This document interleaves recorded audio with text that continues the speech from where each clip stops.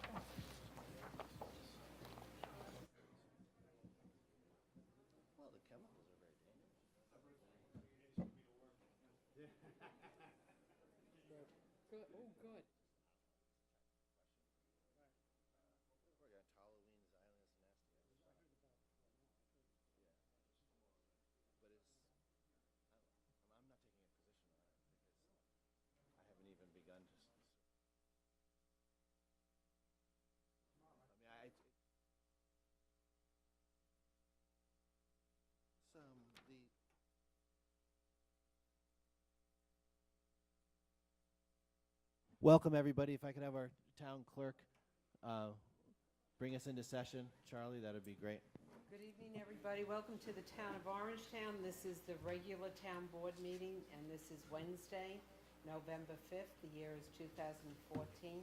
And I would ask Maureen Alimo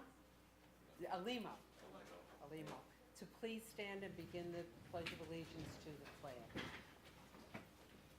I pledge allegiance to the flag of the United States of America and to the republic for which it stands, one nation, under God, indivisible, with liberty and justice for all. Maureen, I was trying to get that A in no matter what. Actually, Maureen, since you're standing, why don't you stand back up again, and we'll present this proclamation to you. Of course, you'll be receiving it on behalf of the entire Franklin Elementary School community, including parents, students, Parent-Teacher Association, members of the school board who are here tonight, our district superintendent, who is also here. And of course, yesterday, there was really a very high-powered and fabulous presentation at the school itself, with a lot of celebration for this enormous accomplishment, which is, of course, is that Franklin Elementary School has earned a blue ribbon, which is a national award which only goes out to probably a couple hundred schools nationwide. And not only did Franklin Elementary School earn this year, but it's the second one they've gotten. So I think they have to let 4 or 5 years elapse between giving them to you. You'd probably get one every single year if they didn't have that restriction. So it's really a tremendous accomplishment. And to recognize that, and on behalf of the town board, we just want to put together this proclamation, bring you into town hall, give you the recognition you deserve, have you say a word or two at the podium. But just briefly, the resolutions here declaring just a proclamation on behalf of the town board and myself and Charlie Madigan, our town clerk, essentially says a little bit about the Blue Ribbon program, and that Franklin Elementary School was nominated for the Blue Ribbon in January 2014, completed a lengthy application process by March, then awaited the August release of the results from the spring state assessment tests. On September 30th, Principal Maureen Alimo received notification that Franklin Avenue School had received the Blue Ribbon Award as an exemplary, high-performing school. Only 337 schools in the United States and only 17 in the state of New York were awarded the Blue Ribbon in 2014, putting Franklin Avenue School in an elite class as one of the top-performing elementary schools in the nation. Whereas this is the second time that Franklin Avenue School has received a Blue Ribbon Award, the first award being received in 2008. And it just goes on to say what an enormous accomplishment this is in terms of your vision of education and what you do for the kids, and how kind of sustained the quality of the education is here in Pearl River School District. And I think that probably everybody in all the schools in Orangetown is applauding you for your accomplishment. So, job well done. I'd like to present this proclamation to you, and if you'd like to say a few words from our podium, that would be great.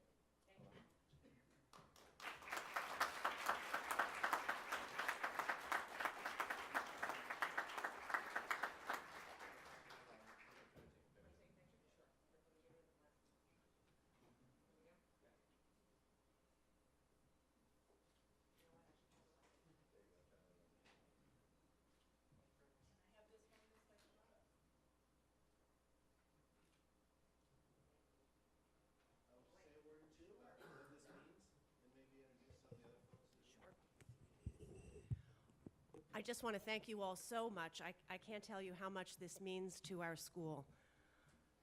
Being named a Blue Ribbon School is really the highlight of more than 30 years in education. It's just a thrill. But I just want to say thank you to so many people, especially our teachers and our staff. They are a remarkable group of people who put, sorry about that, who put the, Just step back a little bit. step yeah. away from That's the good. who put the needs of our children first. Our teachers differentiate their instruction for the students' discrete needs, and they really do a marvelous job meeting not just the academic needs, but the social and emotional needs of our kids as well. I'm so grateful for all that they do for the children of Franklin Avenue. And we also have a wonderful, wonderful parent support group. The parents at Franklin Avenue volunteer, they raise money, they try to get wonderful things for the school like smart boards and iPad carts and cultural assemblies. They try to really enrich the lives of the children of our school. And of course, I'm saying Franklin Avenue, but it's really all the Pearl River schools. Our administration is wonderful. We're very, very fortunate to have the support of our Board of Education, and I just want to say how grateful I am that the town is supporting us as well. Thank you all so much. You're very welcome. Would you just take a minute to introduce the members of Absolutely. your board? Yep.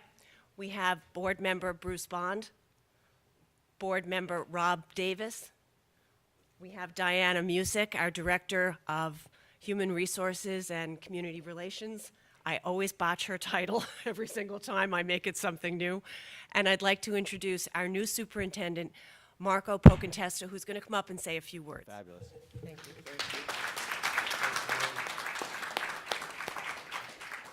I'm afraid of getting too close, but very briefly, thank you to the town board. We really have a great school district in Pearl River. We have terrific schools, and to have them recognized as Franklin Avenue to be recognized as a Blue Ribbon School really is a great focal point for the year to celebrate the great work that happens at Franklin Avenue. And thank you for also joining in recognizing the really exceptional work that we do here at home. So not just being recognized by the U.S. Department of Education, but also being able to be here tonight and recognized as well is terrific. Thank you. You're very welcome. Perhaps members of the town board would like to say a word or two. I just want to recognize one of the students who came out here tonight who's wearing her blue ribbon shirt. If she'd stand up in the back there, she's very small, so I don't know if you can see her. But it's Katie Katie McConaughey. Congratulations to you all. All right, well, thanks for coming out tonight. Keep up the great work. That's it for our presentations for tonight. So you're welcome, if you want to leave, you're welcome to do that. It's informal. We do have a number of other things to take care of tonight. So thanks, everybody who came out in support of the Pearl River School District. Thanks for coming. And safe trip home. Tonight is probably our chilliest night, kind of a forewarning of what is to come. Temperatures down in the 20s and very windy as well, so everybody should take extra care to bundle up and drive safely. With that, I'd like to make a motion to open our public comment period for general comments about matters before the town board. We have a sign. Could I have a second on that motion from Valentine? All in favor, say aye. Okay. We do have a sign-in sheet, which I will work off of. Of course, if we get to the end of the sheet and someone has something they need to say, they can raise their hand. Our rule of thumb is no more than 3 minutes. That's why we have this clock on the wall, which I have to remember to push the start button for. Most people don't need a full 3 minutes. We certainly be appreciative of all comments. If you find yourself wanting to say something which essentially has already been said, trust us, we've heard it, and you could sort of just let us know that you support a perspective that you've heard already. That's fine. You don't need to necessarily reiterate, but we are very interested in public comments from town residents about anything before the town board. I also want to note that we do have another public hearing tonight about a sewer refinancing. It's not a big deal, really, and I think it's supposed to start at 8 o'clock. Well, it just can't start before 8 o'clock, so I think we'll be all right. But if we get on for a really long time, then we'll probably have to break it off and do some other things and come back around to public comment again. Let's start with Mr. Michael Mandel from Pearl River.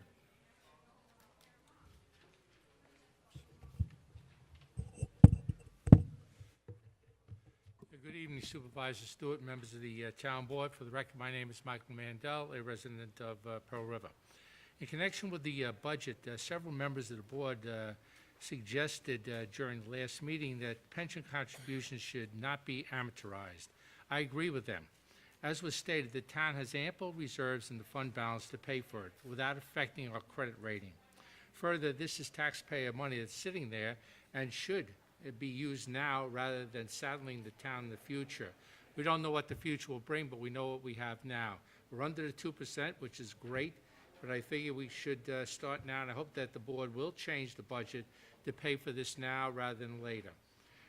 Secondly, as we move into the future, in order to stay under the 2% cap, new sources of funding must be found. The board should look into passing a resolution asking our state representatives, Senator Carlucci and Assemblywoman Jaffe, to introduce bills into their chambers to change the tail law as it affects collective bargaining with our unions, especially the PBA. Now, if we go to collective bargaining, our town, when we bargain with the PBA, is compared to Ramapo and Clarkstown if we go into arbitration, rather than any other department in the state. This would permit us to negotiate for members to contribute to their health care plans rather than nothing. We should be comparing our PBA to any other police union in the state, including New York City, if in that case we did, because now we compare ours to Ramapo and Clarkstown, and we know all in Ramapo is if I go and ask for a 5% raise today, I'll get a 5% raise, and maybe they'll throw a little bit more onto it.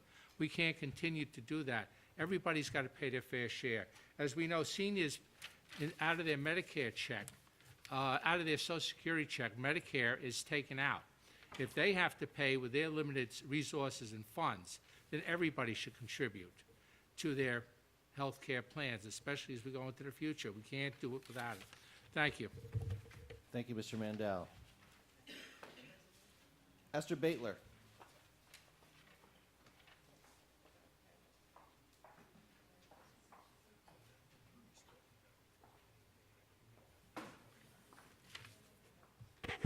Good evening, Supervisor Stewart and Town Board members. For the record, I am Esther Ann Baitler, and I'm a consumer who lives at the Kathy Lukens Independent Living Center in Spark Hill. I would like to know what is going on with our sidewalks. I have not seen any action on it. I really think it's unfair.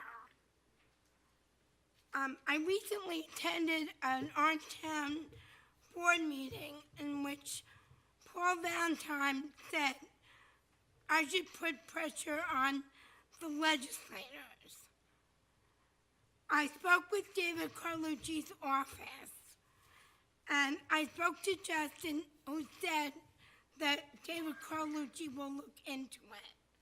I then spoke to Ellen Jaffe's office, and they totally support our sidewalks. But we have a right to know what is going on. I mean, instead of putting money into other things, we deserve to get our sidewalks. We shouldn't have to wait 2 years. This is unfair. This is a matter of people's safety. And I've witnessed accidents on 340, people speeding, morning, noon, and night. I want to know when the police department is going to start coming out and seeing how people are speeding. Maybe they should put down speed bumps. I know in Northvale on the road there are speed bumps. I want to know why we're not entitled to it. We are important people. I don't only speak for Venture, but for staff, Thorpe, and senior citizens. I really feel that we should not be avoided. I really think that somebody should be looking into it. We shouldn't be put off anymore. Thank you so much for your I comment, just want to Mrs. say Gately. that I want to wish you all a good Thanksgiving, and I hope that you all think about what you're grateful for in the coming year.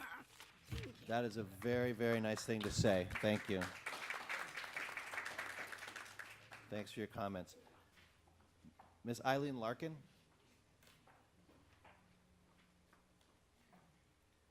The camera is on tonight? The television? Okay. I'd like to talk about the budget. In the budget, I'm sure you have money set aside for contracts with outside agencies. And the one I'd like to bring up is the one with the contract we have with the attorneys that are working for us on the Rockland Psychiatric Center property. I remember them coming here this past year, I believe, to talk about what they were going to do for us. And I don't think anything has been done. And I think if nothing has been accomplished, maybe their contract should not be renewed for the coming year. This site has been undeveloped and gone nowhere for a number of years. I remember Mr. Troy at one time mentioned that place would make a great like Central Park. And I recently, this past weekend, visited Overpeck Park down in, I think it's Teaneck and Leonia, and it's a fabulous, fabulous park. They have kayaking. They have equestrian trails. They have a wonderful park set aside for children. What's it called again? Overpeck. Overpeck. It's marvelous. It's really unbelievable what they've done to that park.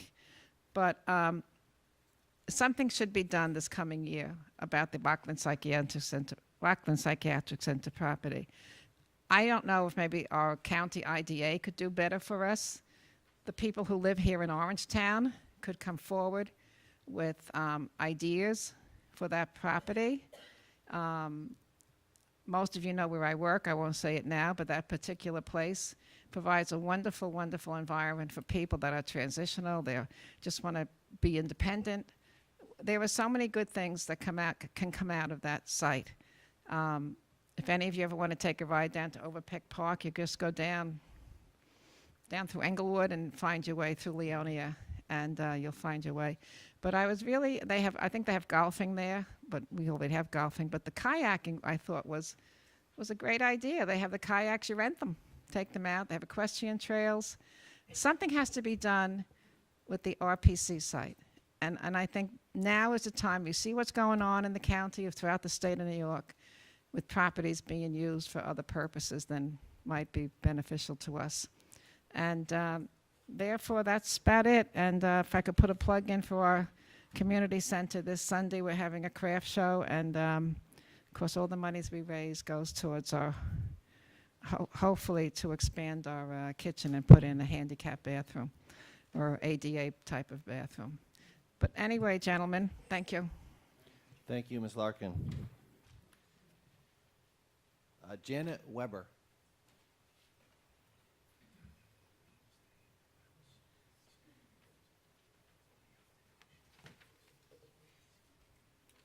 Good evening, Supervisor Stewart and Councilman. I have a brief statement and then a question. My name is Janet Weber. I'm a homeowner in Orangetown for the last 28 years. I've taught at St. Thomas Aquinas College in Spark Hill and at the State University of New York in Manhattan. I was a graphic designer for Lamont Doherty in Palisades for 7 years. I also worked with Keep Rockland Beautiful for 5 years and acted as Orangetown cleanup coordinator with the Orangetown Highway Department. I mention all this experience that I now bring to my current job at the Blauvelt Library, where I've worked part-time for the past year at very modest wages. This library and its extremely dedicated staff is a place that serves all people of Orangetown. It is a place where scores of young children come each month for a variety of enriching programs. Older students do research, homework, and receive tutoring. Unemployed residents use computers in job hunts. Seniors come in for camaraderie and a good book. Families connect with each other, and special events strengthen community morale. Councilman, I am exasperated to learn of your intentions of waiving building permit for a special interest athletic group that serves only a few, yet cut funding to the Blauvelt Library that serves every resident. Surely Orangetown has enough sports facilities. What about the rest of the population, the majority? If the floodlights shine on a ball field and the library goes dark, it will tell the people of Orangetown that the disease afflicting Washington of selling out to special interest groups has come home to Orangetown. I urge you to reconsider your budget for the sake of all residents. My question is, what criteria were used to waive building permits? And to my understanding, this is virtually unprecedented. Are you finished? Yes. All right, thank you very much. Just for those, for information, folks who maybe not hear that regularly, public comment is a time when the town board listens, and people will ask questions. We generally refrain unless there's a really easy clarification question, but we want to hear it from everybody and have a chance to think about comments. So you won't get a debate or a lot of answers, but you will get willing listeners. I've got Jim Dean from our Highway Department.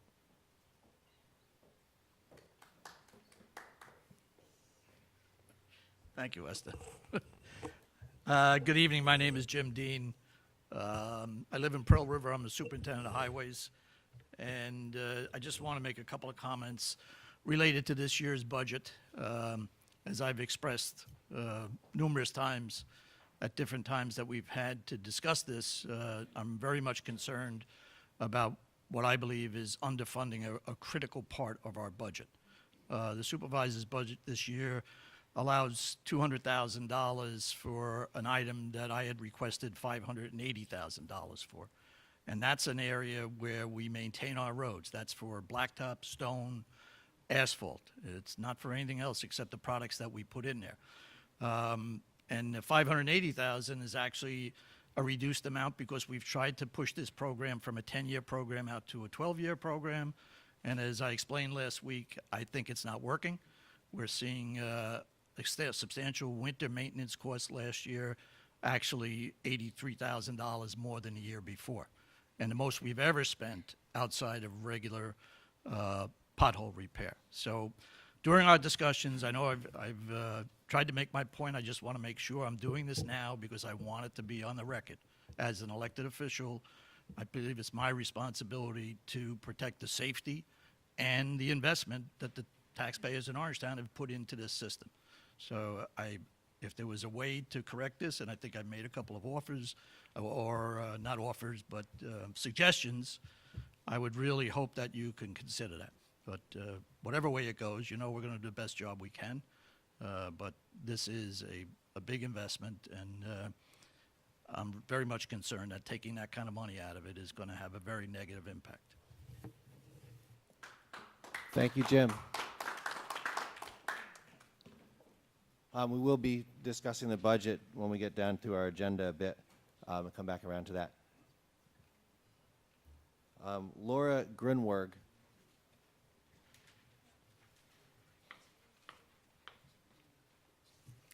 Good evening, gentlemen, Charlotte. My name is Laura Grunwerg. I'm the director of the Blauvelt Free Library, the library with the big fund balance. But we have plans for this fund reserve.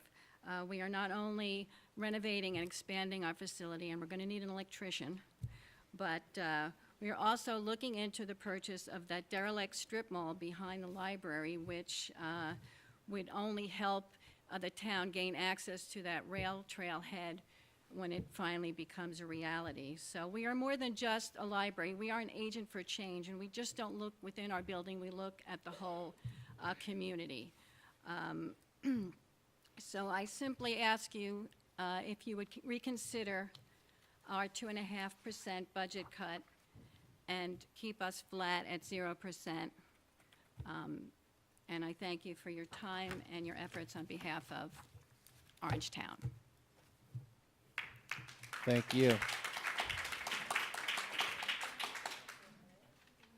Mary Kane. Good evening. I'm Mary Kane, the director from Orangeburg Library. Prior to becoming a librarian, I worked full-time as a mom. And before moving into any town with my children, I would check out the school system and the public library first. The state of a library reflects the convictions and high standards of the town.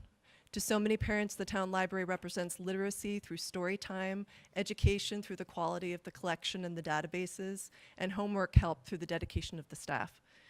As a librarian and library director, I have witnessed little miracles in the library.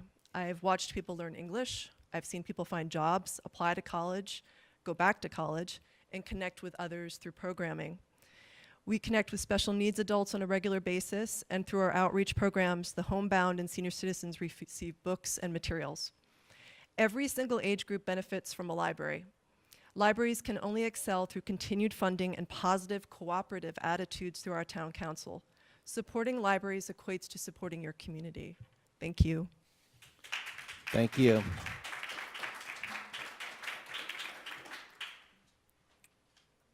Karen Reyna.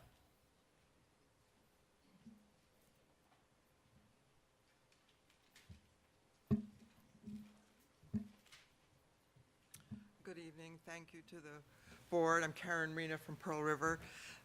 Really, my comments were addressed in large part by, I believe it's Ms. Weber, so I will be very brief, but basically my comment or my concern is the rationale for how funding was denied for the nonprofits in the town, and really the selection of one group, an athletic organization, not only to receive some funding, but also to have the building fee waived. That's a concern. I think many are aware of that. There just seems to be some inconsistency, and it leaves a bad taste in my mouth. I know that the supervisor and Councilman Valentine voted against it for the sake of consistency, so that's just my concern. So thank you very much.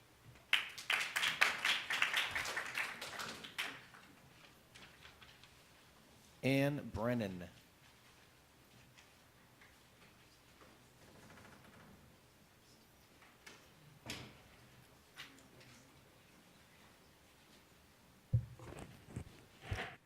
Good evening. My name is Ann Brennan, and I've lived in Blauvelt for 32 years. In Orangetown, we have a unique gift that every town has its very own library, many in lovely historic former homes, and also the offering of the other libraries in the town, because our tax dollars are pooled together, and one person who lives in one town can use the facility, every library in each of the towns. What a bargain.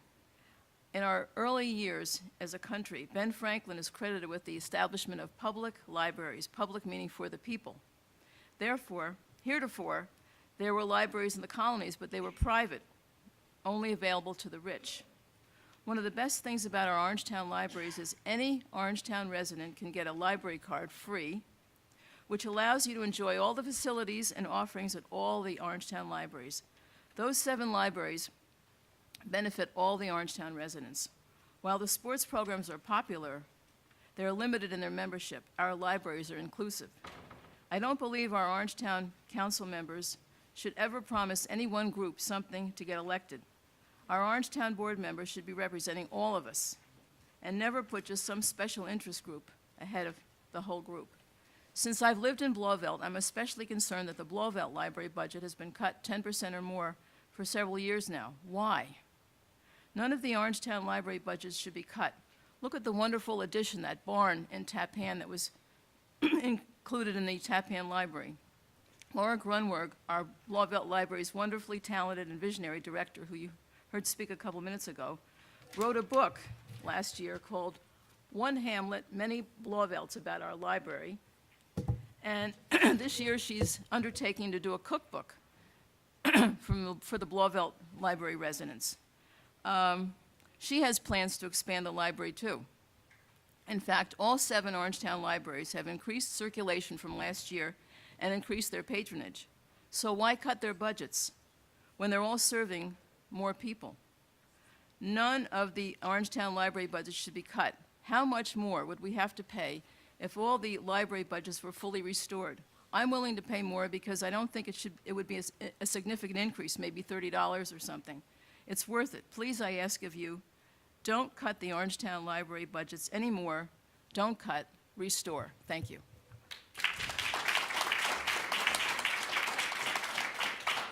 Thank you. Lisa Honig Andrea.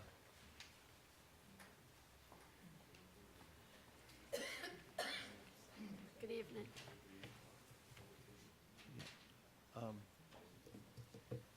It's okay.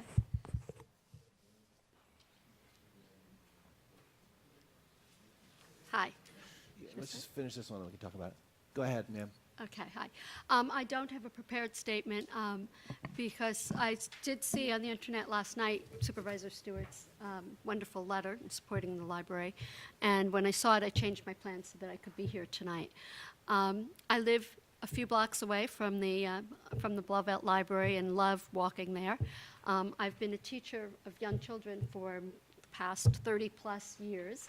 And in thinking about the library, I'd love for all of you to remember when you first got your first library card. I was thinking on my way here tonight about what it meant to me when I was almost 5 years old to be able to write my name so that I could get my first library card. As a teacher of young children now, I know that today many children use iPads and other technological implementations, but there's nothing like holding a picture book in your hand. And I'm sure many of you have children and grandchildren and have seen the difference between holding an iPad and holding a really wonderful children's book.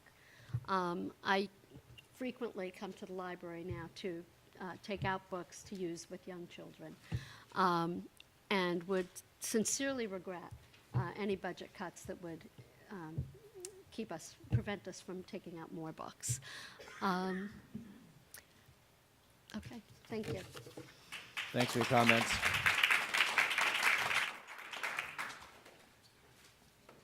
I've heard a suggestion from a town board that we cut off the public comment in order to proceed with the agenda.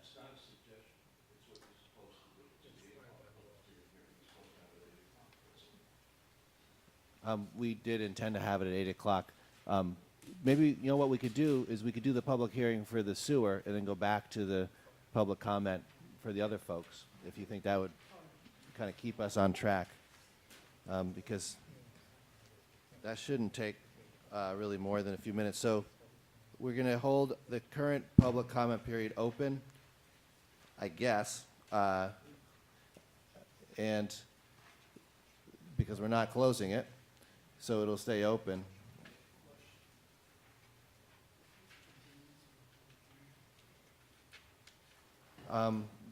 The question from Councilman Divany has to do with the budget resolution. My understanding is that we had our public hearing about the budget on November 5th, and I'm not sure that, I think we closed that public hearing. I may be mistaken about that, but I believe that's what happened, and then we, our budget's due tonight. We never closed this because we closed it, we wouldn't be continuing tonight. Does it say continuing on here? But we haven't voted on the public hearing from the last time we were here, so. Okay. Well, yeah, I thought we did close it, but in any case, whether or not we closed it, we can still vote on our budget tonight. No, but I guess the question is, the public hearing is still, shouldn't there be, if it's still open, shouldn't there be a time frame as to when that continuance of the public hearing begins? Yeah, I just- don't know, maybe Charlie could check from our minutes and see if we actually closed the budget public hearing on November 5th or not. I think probably we accepted your budget, but the permanent budget, the final budget was still open. Right, there's a big difference, though. Either we closed the public hearing or we didn't. We've known all along that the final budget would be voted on November 18th. But on November 5th, we had a public hearing, which is part of state law. But And I that- think you're that- raising the that question of hearing whether it would was still closed have- properly. That hearing would still have to be open for us to vote on it. If it's closed, then it's closed. Is that true? I mean, I the mean- public hearings for people to speak. We do votes all the time. Depends if it was closed or not. Do we have the minutes from the last, I just want to make sure we're doing this right. I think you can close the public portion and then vote on the budget at a separate time. Yeah. I'm not sure whether we close it or not. Yeah, It's my understanding that you held open the public hearing, you held open the public hearing until you come up with the final budget. This is the final budget. And sometimes you accept the final budget with, there's not any changes. But the final budget is still open, if you want for public discussion, or it's only for the town board discussion. But Jeff, any changes that are to take place, you would have a list of. Yeah, we have a list of changes. Want to make sure. If you could just check to see if we closed the public hearing on November 5th or not. If it's still open, we'll probably want to close it.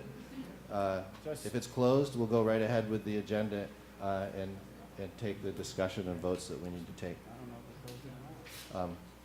So, and I don't know that there's any legal hazard to having a public hearing that's still open, and then voting on the matters that were discussed during the public hearing. Isn't there notice requirements if the public hearing is still open? I'm not sure what the issue is, but I maybe we guess, should do the I guess sewer the thing. question is whether we had to do notice if the public hearing was still open. Wouldn't we have to notice that? Well, listen, we gotta pass the budget tonight, I wanna make sure we can. So Charlie, could you check and see if we closed the public hearing? Because Sure. Councilman Divany asked a good question. I thought it was closed. But in any case, why don't we go on with our hearing on the sewer bond? And then we'll get some clarification on the other matter in due course. So that would have us actually jumping over item number 1 to item number 2. All right, guys? I've never heard of such a thing in my life. And Councilman, it's good to have a lawyer on the town council because we make sure that we don't step over any rules or step on any rules that would later subject our decision-making to some kind of challenge for process reasons. So item number 2 and the following several items have to do with a refinancing, essentially, put it in layman's term. We had bonded for sewer improvements to the tune of about $2.5 million. And we're also making use of a state program that offers even cheaper financing, which is 0% interest, along with a grant of 25% of the project. And to complete that, we need to go through the following set of resolutions. The first one is to open a public hearing on the sewer district increase and improvement for inflow and infiltration at an estimated cost of $2 million. Can I have a second on opening this public hearing? Second from Divany. All in favor, say aye. I opened it, Divany seconded. So we have a presentation of the affidavit of publication and notice of posting from our town clerk. That's why I'm still here. All right. Appreciate that. All public hearings have to be advertised in a timely way. So we present evidence of that. Right, but you see, I can't leave my station while I'm taking the minutes for this meeting. Okay, Appreciate that. good. Sometimes we ask you to do a lot. Do you want to present the notice, or? I have the notice of hearing, if anybody would like to see that. Okay, so the town clerk has a notice of the hearing. Is anybody here to speak on the sewer bond question? I have Mr. Michael Mandel signed in. Please take the podium.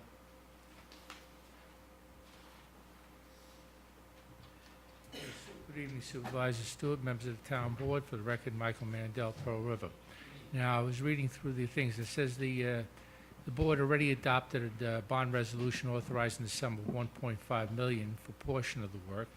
Now you're asking to authorize $2 million in additional bonding to complete the work. Part of it is a funding grant, which would cover 25% of the project and loans for a balance of 1% of no percent interest for 30-year term. Now, it's great that we got the grant and everything, but I'd just like to know, what is the total cost of the sewer bond? I went through this once before where the sewer bond started at 17 and it was into the 50 millions last we heard. Now, is it 3.5 million or is it 5.241 million is authorized in the resolution 162-14, or was it part of that? What is the exact total cost of this? Now, and as part of this project, there are 46 possible legal connections in the towns of Nyack, since all this money is going to the Nyack towns, which we never should have taken over their sewer system in the first place without a study. But since we are, how is that going to be remedied? Upon verification of the illegal connections, what fines and fees will be levied on those properties? The taxpayers should not foot the entire cost, and at least some of the funds, although small in comparison to the bond, should be recouped from these people who did the illegal thing.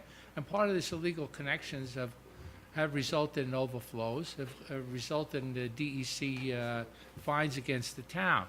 And if there's legal costs that are going to have to be followed up with this, they should be, as part of the lawsuit, be required to pay for every portion of legal fees by this town. So, thank you. Thanks for your comment. I'd like to invite our Finance Director, Jeff Bensick, just to take the podium for a minute, just to clarify And let me, can I just the interrupt total for amount of the 1 bond. second? Sure. Okay. On November 5th, you closed the public hearing on the preliminary budget. And you took a vote on the preliminary budget. But that is not the final budget. This is a course not. continuation and becomes the final budget when you vote on it tonight. Right. So our public hearing was opened and closed on November 5th. And that was the required public hearing for the town budget. And now we're in a position to make any further changes the town board would like to make and then vote on a final product. Back to you, Jeff, just for a second, because Mr. Mandel had Sure. a question or two about what the purpose of this resolution is. Okay, Bond. Mr. Mandel, you mentioned 3 separate bonds. First one of the 50 million you mentioned was for the major reconstruction of the sewer plant. That's completely different from what we're talking about now. The second bond you mentioned, the 5.241 million that we issued this year. Of that 5.241 million, 1.5 million was for the sewer I&I work. The bond that the board passed 2 weeks ago was for an incremental 2 million on top of that 1.5 million. That's a high number, but also remember all of this is based on DEC consent order, so we don't really have a choice and we have to do this.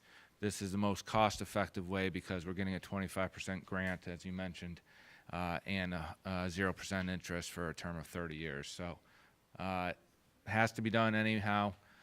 We've applied for the grant. We're first in line for it. So we're doing our best to minimize the impact of these DEC consent order. Dennis? Part of the DEC consent order refers to the problem dealing with the illegal connections. And there's a lot of them, in Nyack, but for the past several years, because of the DEC order, there's been smoke testing done by the sewer department, and they're going after them one at a time, and they have to report on a periodic basis to the DEC about what their findings are. So they are being fixed up. Most of this comes from the old pipes that Nyack never maintained. And you're right.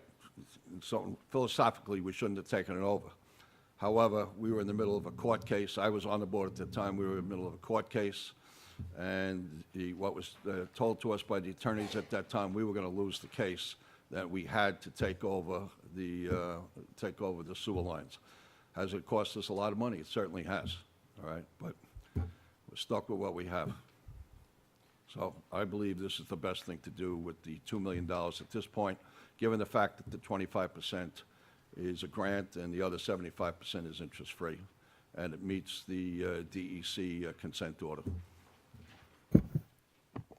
Yeah, thanks for explaining that. I'm looking for a show of hands for anybody else during this public hearing. I'm seeing Ms. Larkin, if you would stand up at the podium. So item number 1 on the agenda is separate from item number 2, right? The public hearing? Right, The- right now, we're just, I know it's a little confusing, but we're Public having our hearing. public hearing about the sewer Right, bond. okay. Item number 1 is for accepting a free sewer study, which has, it's not what we're talking about during the public hearing. Okay. I mean, if you want to say something about Yeah, it, go ahead. Well, yeah, I'm always concerned the Rockland County Sewer District number 1 wants to do anything for our sewer treatment plant because we've always put millions of dollars into ours and they seem to be still smelling up the neighborhood. But anyway, an item on the public hearing, the $2 million, who is going to do that work? Is that going to be sent out to an outside contractor or is that in-house or is that?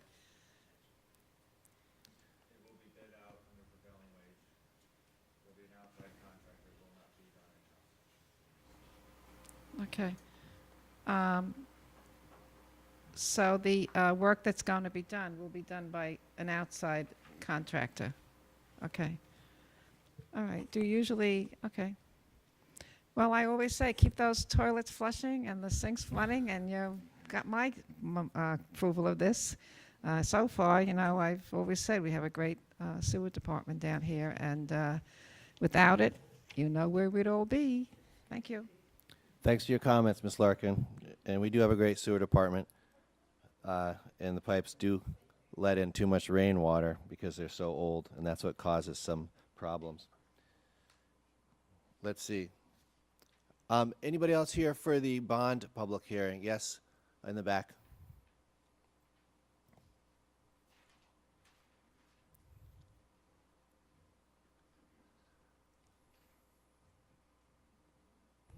Good evening, Anne Marie Yule from Blauvelt. I want to thank Mr. Mandel and Mrs. Larkin for being so eloquent and giving us some more information about the sewer. I think that my questions are probably a little bit more simplistic than that when I was looking this over. First, I'm glad to see that we're continuing to improve this. The sewer department. And I just want to know, as a matter of protocol, if I ask a direct question, will I be receiving an answer and then go on to the next question? Or is it like public commentary? It's not a Q&A. We're here to listen to you. Okay. But when we can't resist, sometimes we respond. Oh, okay. Just wanted to make sure. In the last budget, during the November 5th, when we were talking about the budget, I had asked a direct question if there were any new bonds that would be coming up for 2015, and the answer was no. So when I'm looking at this as it was coming through, I'm just curious, where will we be bonding this money, in the 14 budget or in the 15 budget? So that was one question. The other question, too, is that I know that everybody keeps saying 30 years, but if you look on page 5 of the agenda, under section number 3, the purpose says that it's 40 years. I just don't know if I'm reading that correctly or if there's a different explanation for that one. So I was hoping for some clarification on number 3, if you could so do that. The pipes last 40 years. The bond lasts 30 years. Okay, so that's what the 40 years in there for is? Okay, just wanted to make sure that I was reading that correctly. The other one, too, is during our last budget talk on November 5th, I had also asked about the fund balance and the amount that was in the fund balance, and I was curious as to where we were going with that. I think after Mr. Benzik explained the financing of it, I think I have the answer to my question, but I just wanted to make sure that I was clear that if we have that large amount, I believe it was 20 million that we talked about in the fund balance, why we're not using the fund balance and we're moving forward with the bond. I don't know if it has anything to do with the financing and the opportunity that we have, so I would understand that in that sense. I also know that right now there is work being done in Nyack as recently as last week on the sewer, and I was curious if that work that was happening on the sewer now down off of Broadway, and I think it's around 5th or 6th Avenue, if that work is connected to the financing of the bond that we're looking at on this particular resolution. And I think that's it. So yeah, just where are we doing, where are we funding this, 14 or 15? And yeah, about the fund balance. Thanks. Thanks. I'll see if we have any other questions, then we'll have Jeff capture as much. Jeff, you can just hold off for 1 second. Any other folks to speak on the bond question for the sewer? Seeing no hands, Jeff, could you please just summarize?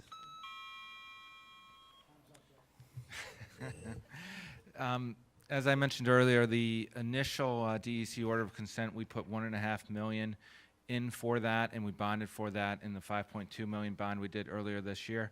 That was to cover the 2014 and 2015 sewer I&I work at in Nyack. The bond that that is listed here for the $2 million, that is for what's scheduled for 2016.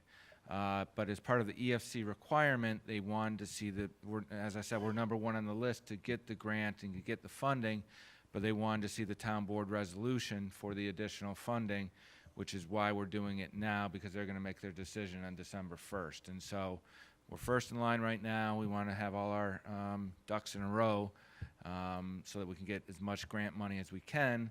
And the timing of that issuance of that bond could be late 2015, but it also could be 2016. And so, but the bottom line is, in the long term, it makes the most sense to do this, obviously, because we get 25% free money and then 0% interest for everything else. As far as, we do have $20.4 million in fund balance total, and I forget the rest of your question as it relates to that. Okay. But again, that is, a lot of that $20.4 million is restricted. A lot of it's assigned to either the highway, the sewer, or specific funds. So it's not like we have access to $20.4 million free and clear. That number is more like in the $11 million range. And even that $11 million, some of that is assigned to the different different funds. So it's not as rosy a picture as it at first appears. Thanks for that clarification, Jeff. If I could add. Tom Moore? I believe not, oh, okay, Jeff. I believe the question I also heard was why not use fund balance in place of these bonds for the sewers? Fund balance is really there to mitigate extraordinary operating expenses or to be able to reduce the tax levy on the operating expenses. Much the same way as you wouldn't deplete a savings account to buy a home.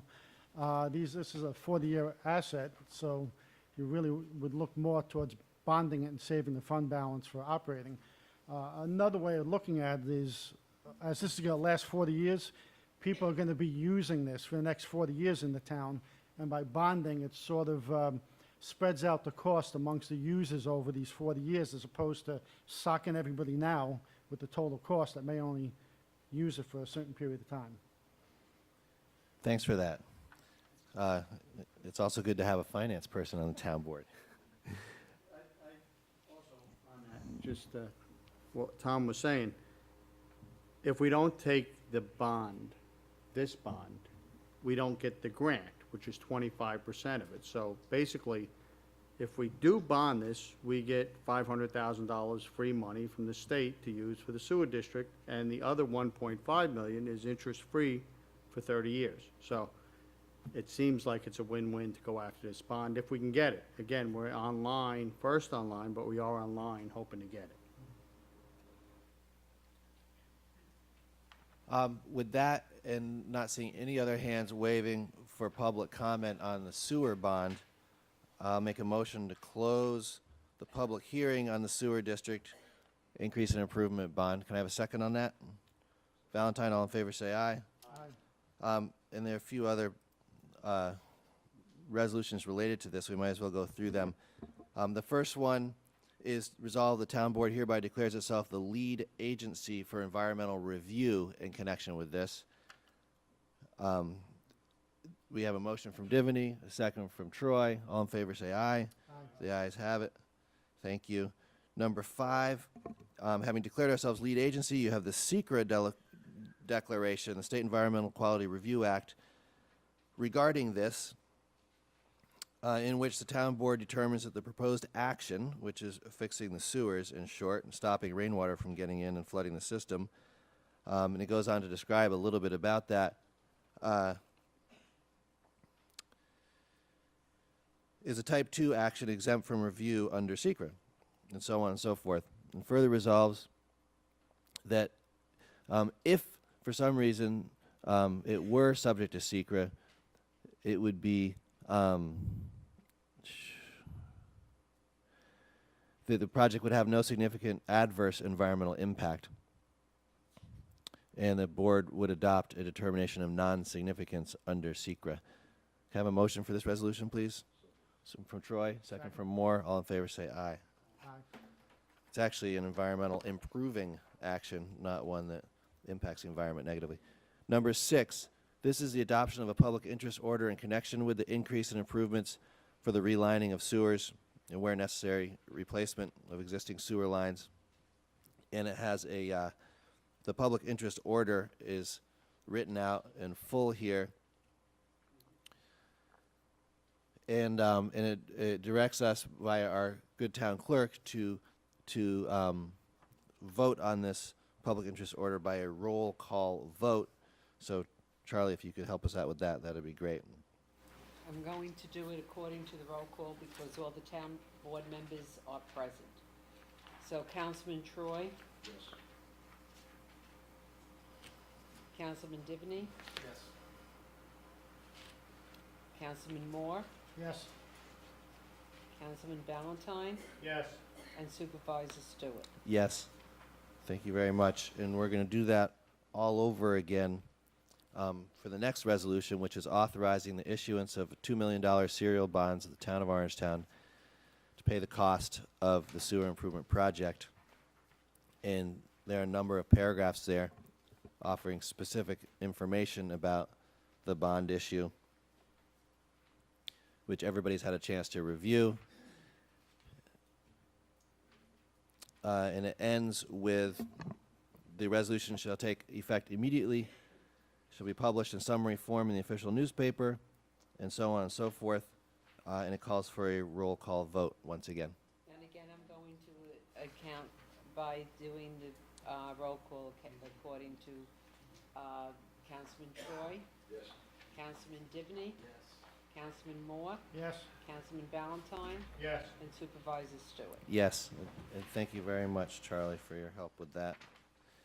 All right, so that takes care of items, I think, 2 through 7. Reverting back now to our public comment period, which we kept open. Thank you for staying. There are probably about 6 people signed up here. If you could continue to keep your comments as concise and eloquent, that would be fabulous. I have Lori Wohl from Orangeburg.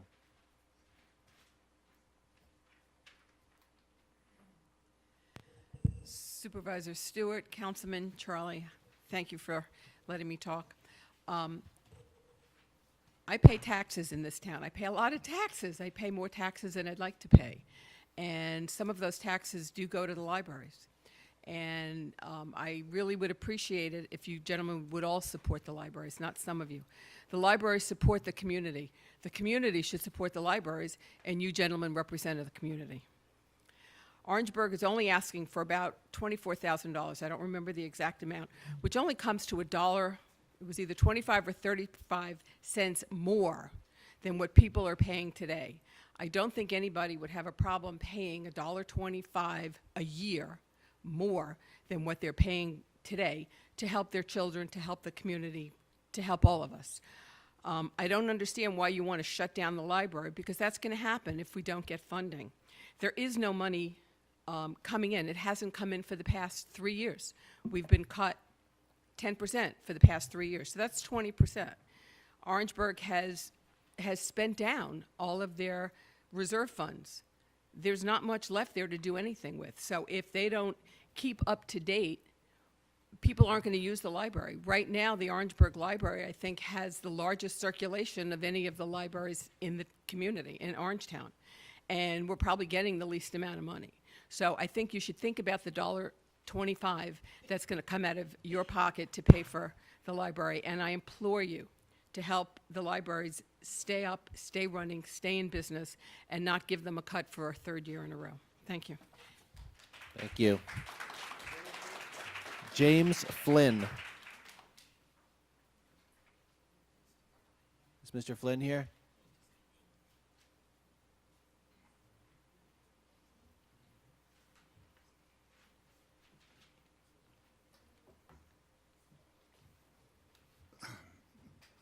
My name is Jim Flynn. I'm from Japan.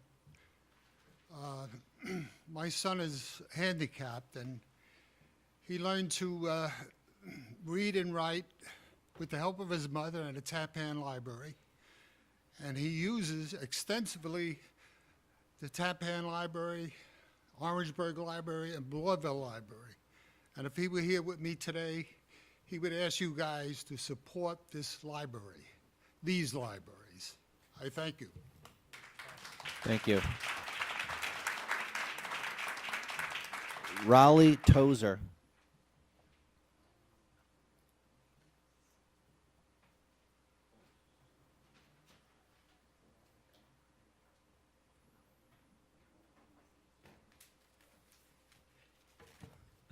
Thank you and good evening.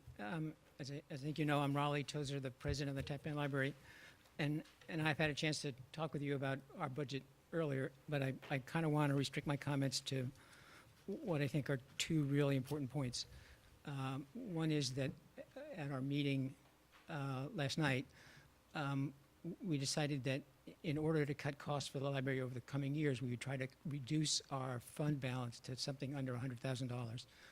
We had, when I spoke to you last time, we were talking about on the order of $226,000, and that's basically in pursuit of a cost savings over the life of the loan of about $63,000. So we think that's an important objective, and it's partly based on the ability to use a line of credit, which we would really not like to do, but lowering the available funds to us is kind of risky, we think, but it emphasizes how important we think it is to get the money we've asked for this time. And I'd like to turn to that. We had talked about, we had requested an increase in funding of about 3%, of exactly 3%, which is $20,252, I think. What is before the board now is a 0% increase. And the second point I want to make is that's a misleading way of explaining what's going on. So when we presented our budget, we presented it leaving our operating expenses the same from year to year. That is, the operating expenses we had for 2014 were included at the exact same numbers in 2015. Now, the big change in our budget will be starting in 2015, we'll start paying off the mortgage. We don't know exactly what that number will be. It'll be a little lower because we intend to spend down our fund balances to keep that cost down, but it will be on the order of $80,000. So our budget is not actually a zero increase budget. It's something like a 12 or 13% decrease, which is going to be really challenging if we don't get any increase at all this year. And even in the best of circumstances, will require other, if we get through 2015, then we will still be, unless we get an increase in our budget, not able to finance the library in 2016. So it is really important that we get the amount of money we're talking about. And if we manage to do it in a way that lets us use that, which we had planned to do, to use that money to reduce the size of the mortgage, we will save something like $213,000 for that. Okay. Just barely. Thank you. Did you want to finish? No, those are the 2 points I wanted to make. I agree with all that's been said here tonight, that libraries, in my mind, are really important institutions in their towns.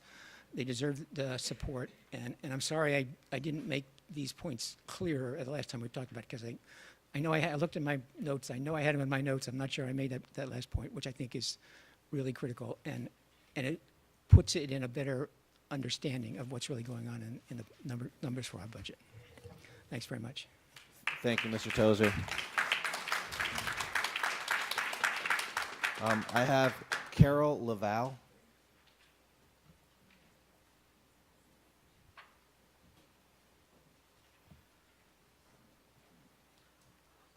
I'm here as a resident of Tappan and also a member of the board of the Tappan Town Historical Society.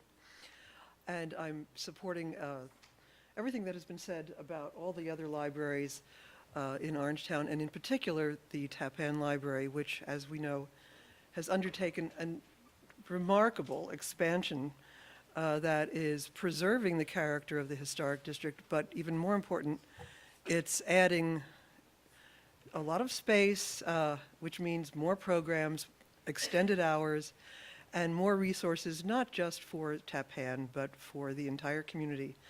And among those opportunities in the library will be a local history room, which we are supporting and which we will be, in which we will be offering programs and efforts at research, and archival materials will be available to the public.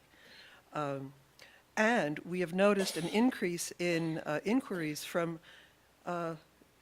people who have either ancestors who came from Tappan or who have an interest in the local history. So we are expecting many more inquiries and tourists coming into the area looking for their roots or for other historical routes, R-O-U-T-E-S, to pursue. So this is a time perhaps when this very modest gesture of restoring some funding to the libraries would be a nice way to recognize the efforts to grow and meet the needs of the community, and also the expanded interest in the larger community, which is now coming into Tappan and to Orangetown in search of the local richness of history. Thank you. Thank you. Eileen Buckley.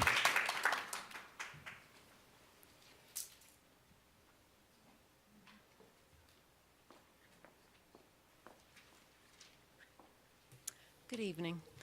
Hi, I'm Eileen Buckley. I'm a resident of Orangeburg, and I'm here tonight to try to persuade you to continue, well, actually to support the preliminary budget of Supervisor Andy for the 2.5% increase to Orangeburg Library, and not to go down to 0%. Throughout the time that I've been in Orangeburg, I must say, that's been 30 years, I've been lucky enough to have the Orangeburg Library always as a resource to my young children who are now adults in the community, and have been lucky enough to have all the supports for the young children. At Orangeburg Library has also been a resource to adolescents, and as my job has had, as a nurse practitioner has led me to teaching in this community, and also for my current patients, as I'm a health education instructor, they have relied upon Orangeburg Library and their vast resources of health education, including all sorts of current information of strokes, cardiovascular outcomes, cerebrovascular, cancers of every kind of systems that you know how, multiple sclerosis, anything that you can think of. Where can I go to for this information? Your library. And in sitting here tonight, and last week also, I've heard all sorts of community issues. The sewer, finances. Where would I go to if I wanted to start attending these meetings for the town? Where could I find out information about the sewers, everything else? What goes on here? What are the roles of the clerk and everything else? Go to your library. So I try to tell everybody on the community board, please support the library, support their broad base of knowledge. I can't believe that adults on the board would go against something, the Hamlet Libraries, that has such a broad base of resources for the community of which they represent. I know there'll be a roll call as to who votes against the libraries. I represent my neighbors and the Orangeburg community, and I hope everybody in the hamlets to say who is voting against this? Who is voting against the libraries? For the elders, for adolescents, for the students in the colleges, in the neighborhoods? Who is voting against that? The private space in the library to study? Who are the people that represent them on Election Day who are voting against the libraries? I'd like to know that. Please support the Orangeburg Library and the Hamlet Libraries. Thank you. Thanks for your comments. Mr. John Buckley.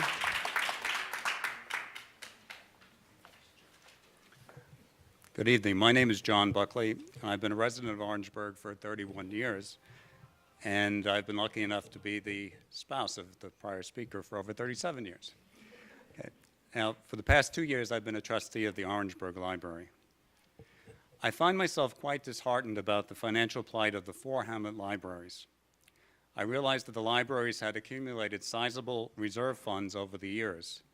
I don't know how or why this happened, as I wasn't involved with the library at that time. I do know that the money wasn't wasted or squandered, but it was saved. I agree that it is reasonable to expect the libraries to spend down some of those reserves, but the cuts in funding over the past 2 years have been so drastic, amounting to, in effect, a crippling 19% decrease from 2012 funding levels. The libraries thus far have been using reserve funds to cover the deficits in their operating budgets, largely without cutting services. This, unfortunately, has served to mask a looming problem, and this method of operating simply cannot continue in the future. Within a 2 or 3 year period, the Orangeburg Library's reserves will be almost or completely depleted unless there are drastic cuts in service or unless the funding from the town is radically increased. Frankly, I don't see how that can happen given tax cap restrictions. The 2.5% increase in the preliminary budget is at least a step in the right direction, and I ask that the preliminary budget be adopted as to the library line items. I'm also troubled as to how the Hamlet libraries and the town board over the past few years have somehow found themselves in an apparent adversarial relationship.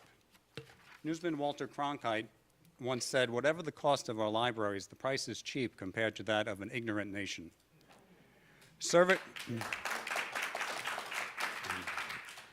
results from the Pew Research Center published in December 2013 revealed that 95% of Americans aged 16 and over agreed that the materials and resources available at public libraries play an important role in giving everyone a chance to succeed. 95% said public libraries are important because they promote literacy and a love of reading. 94% said that having a public library improves the quality of life in a community. Even in this age of laptops, tablets, smartphones, and search engines, libraries still play a vital role in our community. Author Neil Gaiman has noted that Google can bring you back 100,000 answers. A librarian can bring you back the right one. Our libraries and town government should not be adversaries, but could and should be working together as partners in innovative, creative ways to improve the quality of life and the economy of our community, to attract new businesses, to safeguard property values. In the song Big Yellow Taxi, I just have 2 sentences. In the song Big Yellow Taxi, Joni Mitchell sings, "Don't it always seem to go? You don't know what you've got till it's gone." I hope that we realize the treasures we have in our 4 Hamlet libraries. Let's not lose them. Thank you. All right, folks. Mrs. Elaine Simon.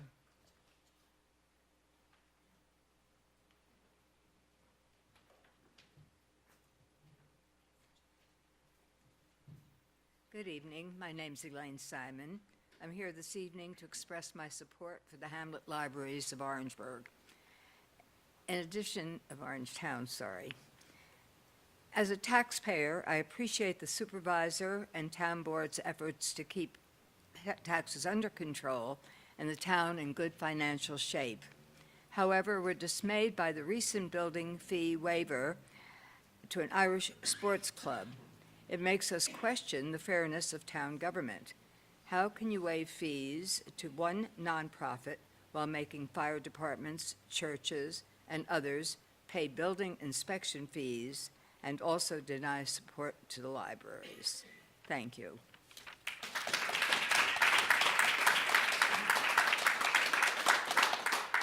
Mr. Sam Simon?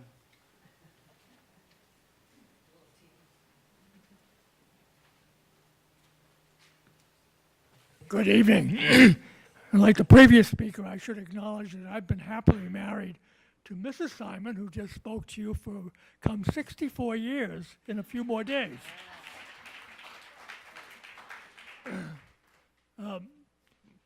The outpouring of community support on behalf of libraries is really music to my ears. I am the past director of the Finkelstein Memorial Library and a former trustee of the Ramapo Catskill Library System and a past member of the New York State Board of Regents, the Advisory Council on Library Services. I'm here to express my dismay regarding those town board members who have voted to eliminate the proposed funding for the Blauvelt, Orangeburg, Palisades, and Tappan libraries. The town supervisor has accurately and succinctly spelled out why these libraries deserve your support. I know libraries intimately. I have worked in public libraries since college days and have seen their value to the community. I understand how important it is to keep the budget in check, but withdrawing funding for the 4 Hamlet libraries, in my view, would send the wrong message to those of us who value libraries and consider them an essential community service. I would urge you to reconsider your vote on this issue. And thank you very much.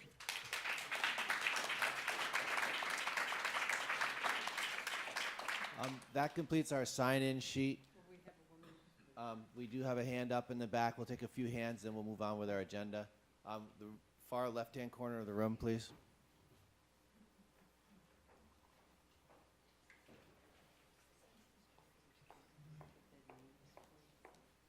And if you could just state your name and when you speak, that'd be great. The Thank town you. clerk is writing them down. My name is Fran Reinstein, and I've been a resident here and have worked here for 48 years. It's so much more than just libraries. Every one of us here needs to keep learning in this new normal, if you can call it normal world, where you wake up the next morning and everything you learned has become obsolete. That's what all of us need the libraries for. It's not libraries, it's learning, it's keeping up with our kids and grandkids. I need them to keep on learning because they grow up with this stuff in school. We're not in school for most of us. The libraries perform such an important function in our growing. And whatever age we're at, we need to keep on learning and growing. This is not just a cost, it's an investment. And we've got to keep investing. We love these towns, that's why we're here. I'm one of the oldest people in the room, and I can tell you why I'm here. It's a great place to live and learn and get richer for my lifestyle. The libraries add to that. So when it's only people who work for the library who are up here, that's crazy. We should all be here, and the room should be doubly full. Forget the cold and the wind. I came from a business meeting, and many of the people in the business meeting room were all saying, we just got to keep up. This new learning, whether it's STEM, whether it's learning for collaborative reasons, for business, for coaching our kids, for mentoring, it's everybody. And the investment cost is so small, and I respect that, because my taxes were $800. I moved here in 66, and that's what I paid in the Cam Shanks development. You all know what my taxes are now, because they're your taxes. And we've got to live within that constraint, and we all appreciate that. Nobody here is saying spread with abandonment the cost and keep on spending. We are saying keep on investing, and we beg you, we implore you to consider that as we all need to make cuts, and you bear that accountability and responsibility, and we thank you for that. It's got to be done wisely. It's got to be done thoughtfully, and we thank you for that too. Thank you, Mrs. Reinstein. A hand up on the left-hand side of the room there. Yes, sir. We are going to need to cut this off soon so we can get on with the agenda. Folks who will want to stay to the bitter end and speak with the board, of course, will be welcome to do that. Yes, sir. I'll be brief. Thano Chappelle, Tapan. I've been a resident now for 45 years. My children Could you just grew up repeat here. your last name real quick? Chappelle. Chappelle. My children grew up here, went to school here. One of our daughters returned with her husband, and our 3 grandchildren go to school here and take advantage of the athletic program here. I'm speaking now as the vice president of the Tappan Library. One thing that you should know about our expansion is that we deliberately decided to use a lot of the space to the advantage of our young people. We have a much expanded children's library section. We have a teen room, which we have not had before.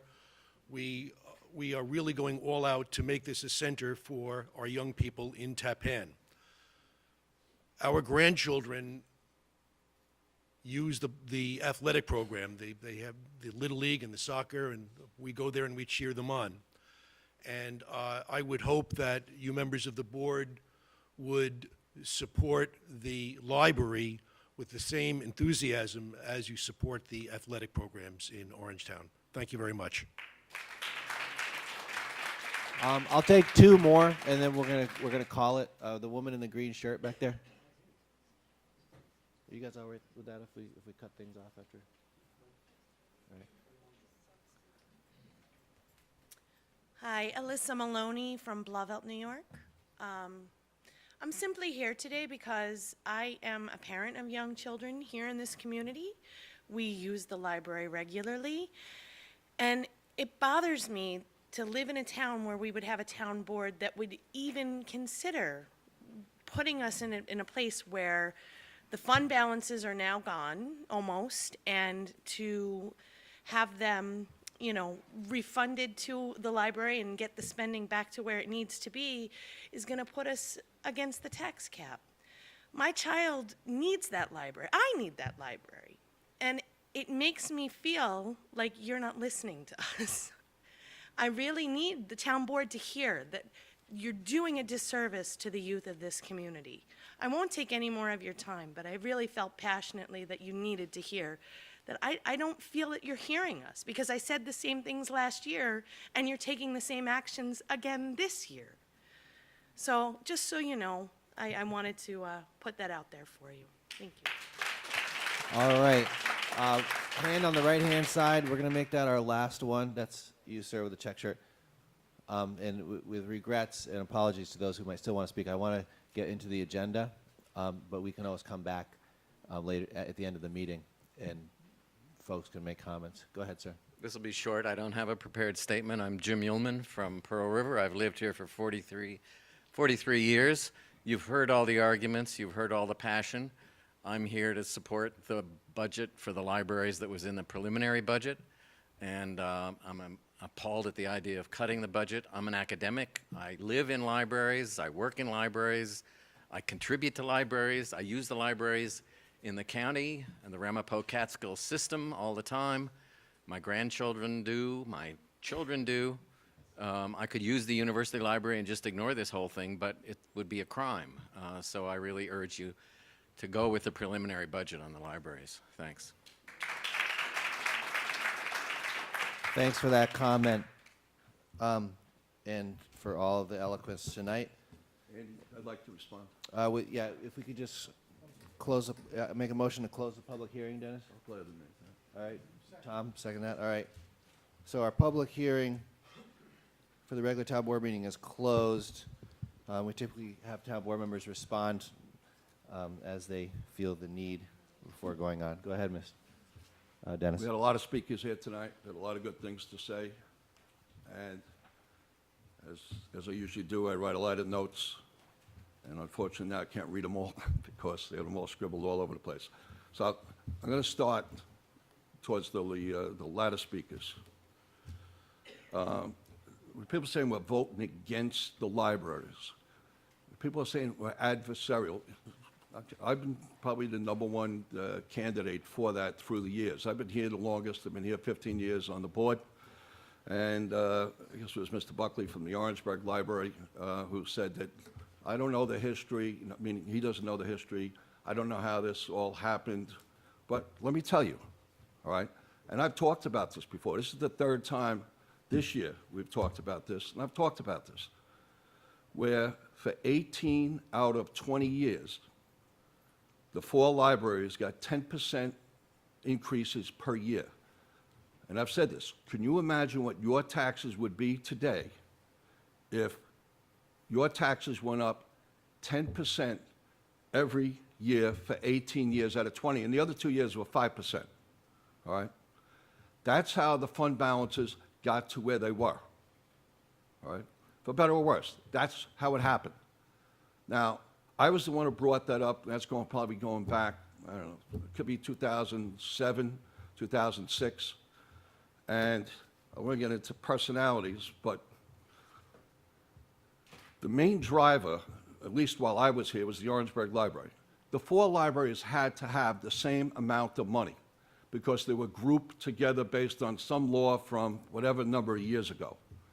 So it wasn't that Palisades Library could say, I only need 3%, but Orangeburg needs 10%, and Blauvelt needs 5%, and Tapan needs 6%. They all had to agree on the percent. And for whatever reason, the most persuasive person always came up with 10% every year. All right? I tried to put a stop to it. The first year I tried to put a stop to it. The person from the Orangeburg Library wrote into the Journal News, wrote into the Art Town, and there was an editorial in the Journal News, and I was basically a book burner because I was questioning the libraries. You can't question the libraries. It's mom and apple pie, just as we've heard some people here tonight, you know? I have 2 grandkids that will be going to the Tapan Library, all right? I have 2 other grandkids that go to the Nyack Library. I have 2 that go to the Pearl River Library. One of the things that's different with a lot of these other libraries, they actually have votes on their budgets. I would contend a lot of those votes are on the 6th Tuesday of the month at midnight, but you know, they don't have it like in a regular election. I know there's not 6 Tuesdays. I just made that up. You know, in terms of being transparent, I think the library votes should be at a more convenient time, all right? That's my own personal feeling, all right? Sorry, I thought you were done. No, I'm not done, no. In terms of where the libraries are at right now, all right, one of the things that really put me off the edge, which is probably not that hard to do, is the fact that the Orangeburg Library, they ended up having the little bookmarks, you know, about the horrendous cuts that this town board was doing, and they got a whole bunch of people out going back, I don't know, a month ago, a month and a half ago, all right? The cuts that we're talking about here as a board is not a cut. It's a 0% increase, except for the Blauvelt Library. The Blauvelt Library, one of the earlier speakers, one of the latest speakers, said that, oh, the fund balance is almost gone. It's not almost gone. The Blauvelt fund balance is $1.5 million. The budget is about $800-something thousand. Fund balances are in the range from 5% up to 20%, not 100%, not 200%, which was the Blauvelt Library was, which was the Orangeburg Library at one time. Orangeburg Library sent out materials saying that we were forcing them to spend down their fund balance. We're not forcing you to do anything. What we're trying to do is tell you that instead of going for more taxpayer money, use some of the taxpayer money that you have, and that's in the fund balance. Now, in 2016, 2017, you may need more money. Well, the good news is the 4 libraries are now split up. You know how that happened? I pushed that, to have the 4 library budgets split. You know who was against that? The Orangeburg Library. Probably not the leadership that's there now. But they went to the state senator, they went to the state assembly person, and said, ooh, don't pass it. And it was stopped for several years. Then finally, it was switched over, everybody ended up for it. The supervisor sent out a letter saying that his number was correct, the 2.5% that he's raising it. Well, he's cutting Orangeburg looked for 5%. And I forget what Tapan wanted 5% or 7%, whatever the amount it was. How much? 3. Okay, you're still cutting you from 3 to 2.5%, all right? It was splitting hairs here. I still say what's fair this particular year, and we'll take it year by year, is zeros. The only reason the Blauvelt is minus 2.5% is because, to me, it's more ceremonial, is the fact that you still have a $1.5 million budget. Somewhere along the line, yes, you're going to need increases, but for now, you do not. All right, and that's how I feel about that. I am not against the libraries. They're a very important part of our community, and I resent anybody who says that if we're trying to do a 0, or in one case, negative 2.5%, we're against the libraries. It's an unfair characterization. Thank you. Any other responses or comments right now? Yeah, Tom? sure. I'm not going to go through the financial aspect. Already Dennis was very diligent on that aspect, just to hone in on the fact that we did not cut budgets at the libraries. We caused them to use fund balance. Just to be clear, we did nothing to shut the lights out or close the library. We're just having them take the funds from fund balance rather than going out for new tax dollars. I'll also tell you that in public meetings, you never heard any of these gentlemen speak against libraries, and I'll tell you privately in our conversations, not one of them ever said a word negative about the libraries. They support them. Personally, I spent 6 years as a volunteer school board member. I know what education is. I support education. I was also financially responsible there, but I feel very close to education and reading. As a matter of fact, one thing I learned was to read to my daughter from the time she was a baby, and she grew up to be an avid reader. She was reading War and Peace. She took Russian in college and everything else. It's very important. None of this has to do with trying to destroy the libraries. It's how we see is a more fiscally responsible way to fund them. Members? I mean, use of fund balance we discuss all the time. I mean, tonight we'll be voting on using $1 million worth of the town board's fund balance to pay for our pensions instead of doing amortization. We look at it and we take in the consideration of the community, but it is taxpayer dollars. And it's hard to go back to the community and say we're going to raise your taxes when these budgets and these balances are so high. We're spending down our fund balance. We're going to spend $1.2 million, $1.3 million tonight. We'll be spending more money down, hopefully to pay off the bond on the golf course, another $1 million. So it is taxpayer dollars, and it's hard for us to go to the taxpayers who elect us and say, we're going to increase your taxes when there's such a significant fund balance in place. And that's our job. There's a number of department heads that are here tonight that aren't happy about their budgets, and they've spoken about it. And we've got to take all those considerations into into the grand scheme of things and decide what's the best thing. And as Dennis said, we do it on a year-to-year basis. If the costs go up and you need more funding next year, that's something we'll take into consideration. We do have to come within the 2% cap, and we've done that. We've always met it, and we're doing our job. We're the fiduciaries of the town, and we're doing what we got elected to do.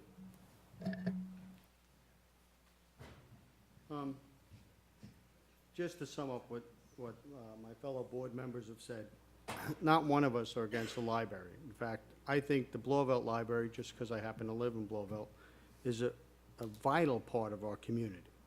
I get the emails every week on what's going on in the library.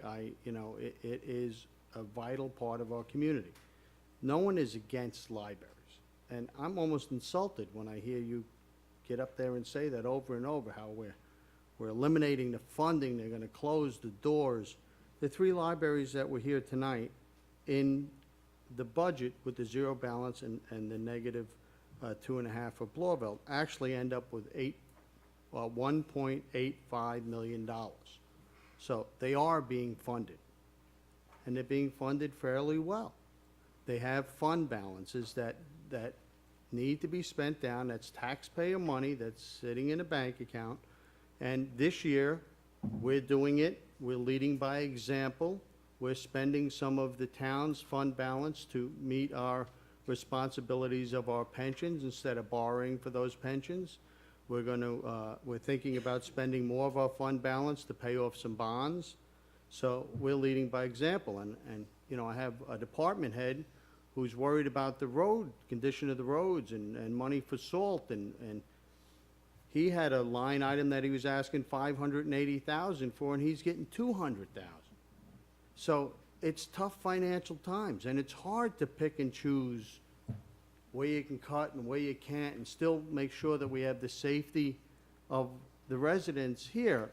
And it's also sad when you have to, when you know a lot of residents who are packing up and leaving because they can't afford the taxes to stay here. So it's a really hard medium to find. They have fund balance. This year, I think the libraries can afford to go another year using their fund balance. And, you know, I'm sorry that you're going to be disappointed in me, but I'm going to support going for the zeros and the -2. Just to respond on the same issue that we've been talking about, and we appreciate all the folks coming out and making your statements. The library budgets are separate now. We don't have to do one budget for all of them. And because of that, I do think that the town board has cut a lot of money over the last few years and really forced an issue which I think needed to be dealt with. In the cases of Tappan and Orangeburg, I think what we're seeing is it's time to kind of pull the stick back in the cabin of this airplane and level it off, and start to recognize that each library is different, that they have budgetary concerns and projects that need to be considered specific to that library, and that's why I proposed, even though it didn't meet the full request level, and so I will vote to stick with the preliminary budget that the town board reviewed before, with the modest increases over flat for Tappan and Orangeburg, and rejecting further cuts at Blauvelt. And I think Blauvelt Library's idea, which we've discussed a little bit, which who knows, you got to start talking about something, of somehow doing something with that property beside the library, kind of connecting it to the park system, is a really creative idea, and that we should look into that. And that might be a great use of some fund balance in the future. So that's my response on that. Appreciate all the comments, but I will stick with what I proposed in the first place.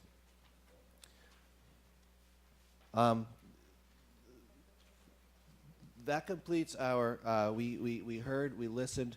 Some town board members have responded. There's many more issues that we all could talk about, but we do have an agenda to get through. I just wanted to go back to number 1, and then we have our budget consideration, and just reviewing this briefly so we're all on track. The budget vote is divided into 2 pieces. One is the list of amendments, which you can just vote on one by one, and then the as amended, a adoption of a final budget, hopefully, and then there's a number of caretaker agreements and contracts and so on, which really won't take long to discuss at all. We're not. We're going to talk amongst ourselves to the extent that we need to. So item number 1, this is a resolution discussed in workshop to accept, and hopefully it will actually get funded, a sewer study on questions of efficiency, cost savings, shared services, and so on, to the tune of about $30,000 that the Rockland County Sewer District has offered to pay for, although it's kind of a uncertain paperwork process. But they basically said, give us a resolution saying that you would accept it, and we will consider paying for it. So that's what this resolution is. I'll make a motion that we pass it and call for any discussion. All right, yeah, now, Yeah, let's have a second, so we have it on the table. So Tom Moore's got a second on that? I'm sorry, Valentine. So any discussion of the free sewer study? Did they offer to pay for it, or we're hoping they're gonna pay for it? The Rockland County Sewer District Commission, on which I sit, passed a resolution saying that they'd like to support a sewer study that would, you know, explore these cost efficiencies and possibilities of shared services. So that vote took place, and I learned that what happens to some of those votes is they go to the county legislature, so it doesn't necessarily happen until all of the various authorities have signed off. I think it's quite likely to take place and be finalized by the sewer district, but it's contingent on the town saying, and appropriately so, yes, we'd like to have you pay for a study. All right, well, And that's what this resolution is. sounds good. There were some questions about this last week, which I know we discussed a bit. Are there any further discussion on this item? So we've got a motion, we've got a second. All those in favor say aye. Aye. Any nays? Hearing none, it passes unanimously. Keep our fingers crossed that actually funding comes through for that. Now, item number 8 are a series of amendments to the preliminary budget, which is the one that was adopted back in October, which itself made some changes to the tentative, which is the one that we put together for September 23rd. There are only a few changes, so the tentative is largely the budget we're looking at. We added some money for salt, for the highway department, a couple other things. So now we're looking at amendments to that preliminary budget. And when we're tracking the conversation and the suggestions from the town board members, there are 8 here under consideration. And the easiest thing to do, I think, would just be to just vote each one through. And Charlie, if you could just record votes individually on these, then we can. How do you come up with 8? Well, I'm counting the dots. We have Orangeburg, Tappan, Blauvelt libraries. We have the OEM budget item, which we've got the. I have 6. Okay, you have to. It could be. Yes, sir. Okay, let's do this. The Palisades Library is already funded in the preliminary budget, Yeah, and the I know. group didn't suggest any changes to that. So you guys didn't ask for a change on the Palisades Library. Yeah. Yes. And that was what was in the supervised budget and the preliminary budget, so, So you didn't give them any extra money? no. They didn't ask for any. Sounds mean-spirited. I thought they Have the increase they in were, the fund balance. you know, they asked for what they asked for, which was a 0 increase. So, Charlie, I don't know, maybe you've got the latest, because I can see my initials at the top of it, so there should be 8 dots. Yes.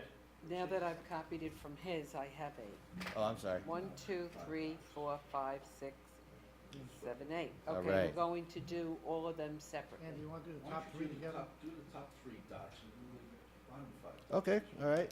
So we have a suggestion that we vote on the 3 library budgets as a package to save a little time. Someone want to make a motion on these 3 amendments to the preliminary budget? From Troy, do I hear a second? Second from Divany. Can we have a roll call vote, please? Councilman Troy, Yes. Councilman Divany, Yes. Councilman Moore, Yes? Councilman Valentine, Yes. and Supervisor Stewart. No. All right. Then there's the Office of Emergency Management funding of putting $10,000 in that line.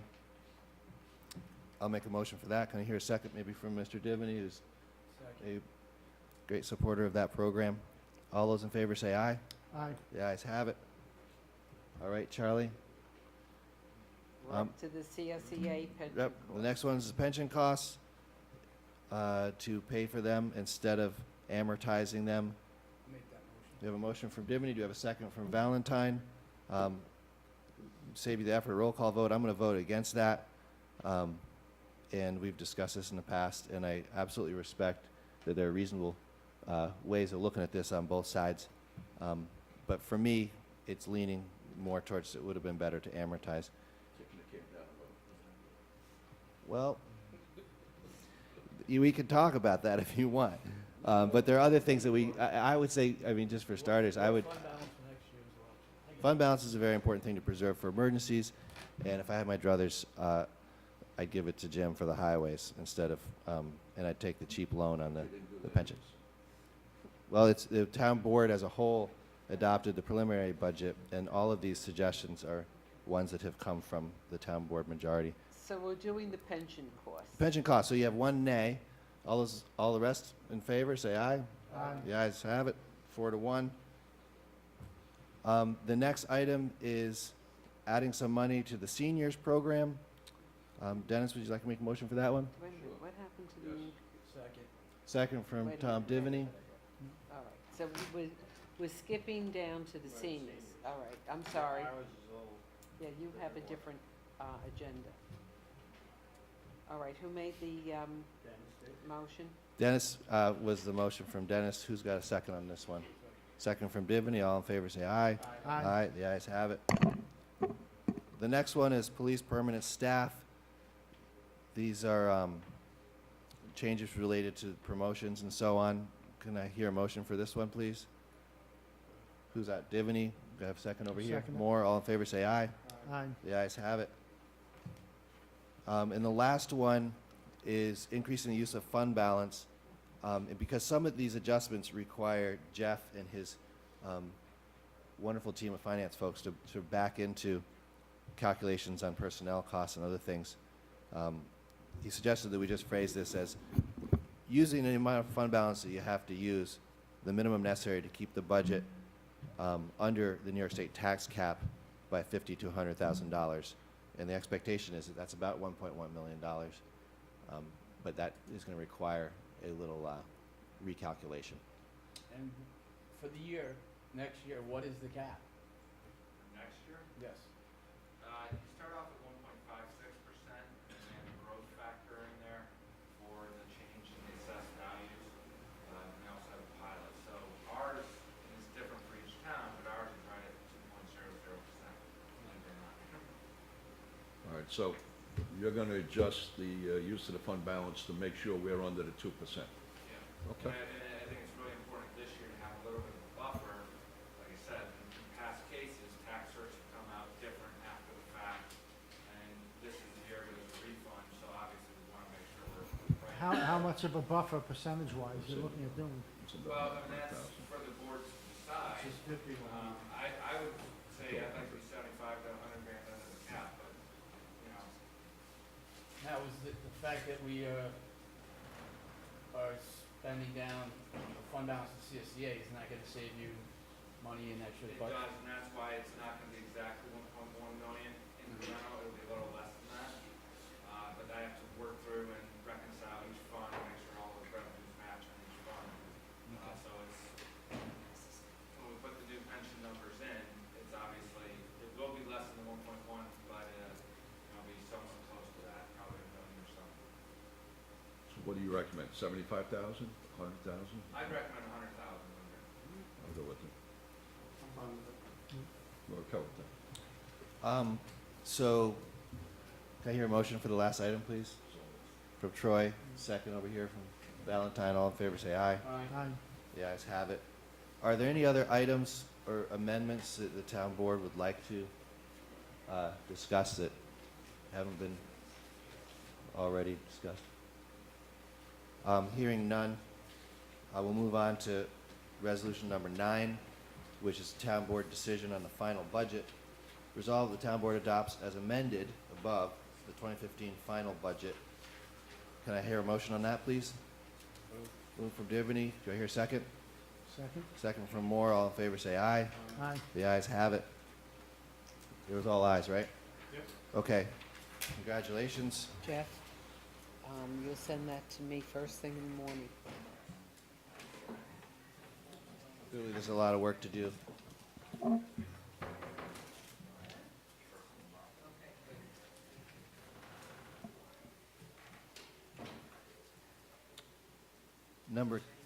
number 10, 11, 10 and 11, maybe we could do those together. They're essentially the same. They're caretaker agreements for 2 town buildings, one at Nike Park and one at Borst Park. Moved from Troy, second from Dimony. All in favor, say aye. Aye. The ayes have it. All right, Charlie? Don't want to rush you. The number 12 is a memorandum of understanding for pool usage, and it's how much the Sharks Move. pay. Motion from Moore, second over here from Divany. All in favor, say aye. Aye. Number 13 is approving the award of a bid for chemicals and fertilizers at Blue Hill Golf Course. And we have a motion from Divany, second over here from Dennis Troy. All in favor say aye. Aye. The ayes have it. Thank you, Eric, for that, and our town attorneys. Number 14 is the leasing of 1 radio for the fire inspectors. Who would like to make a motion for that one? Over here, Moore? Moore, yep. Troy, second. All in favor say aye. Aye. Under new business, there's the acceptance of several documents at the clerk's office. I'll make a motion for that. Can I have a second over here from Divany? All in favor say aye. Aye. Thank you, Charlie, for taking care of the vital documents. Are we having an audit tonight? So there's an audit from our finance director. I spoke with our attorneys if we needed any executive session, and they didn't have one for us, fortunately. Well, there's always plenty going on.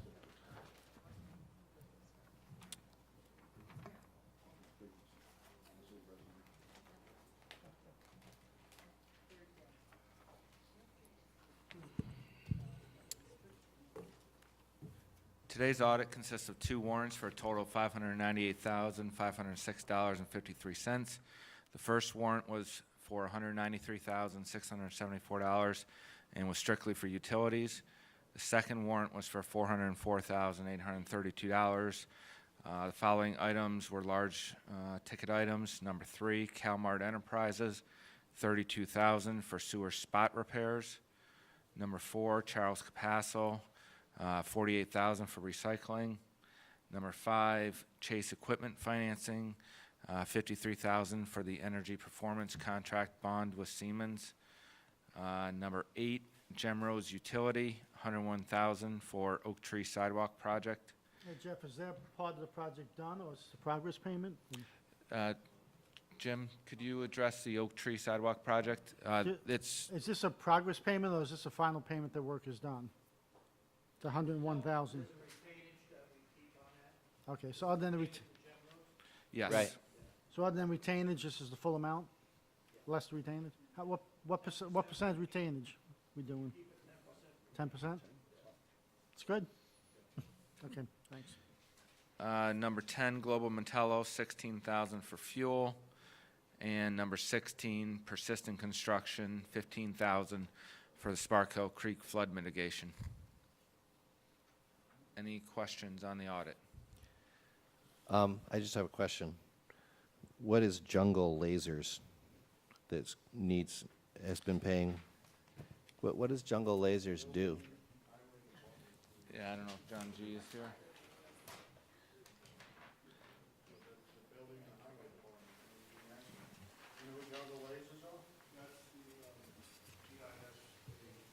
Oh, okay. Right, so they provide the mapping services. Interesting. It's an interesting business name.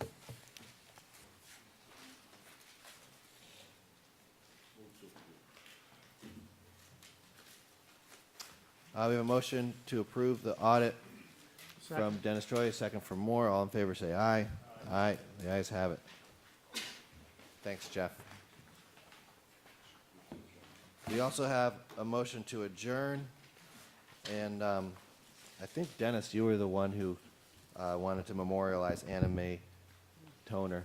Yeah, Anna Mae Toner was very active in the Pearl River community, also very, very active in St. Margaret's. I was on her bingo team for a lot of years. She kept all of us in line and made sure we did everything according to her methods, and she's just a terrific lady, a real dynamo, and quite a loss, to the community. Great family. What's it? She enjoyed a highball. I don't know what that is. Who doesn't enjoy a highball? I don't know. Let's all go out and have a highball in memory of Mrs. Toner.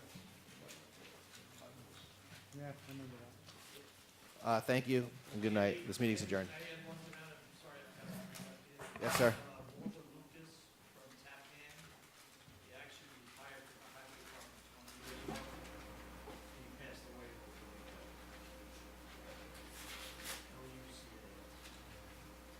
And he was a town employee.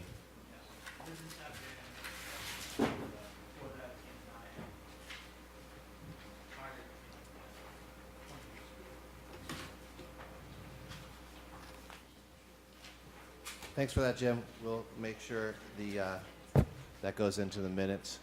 Walter Lucas, and they receive the recognition of the town.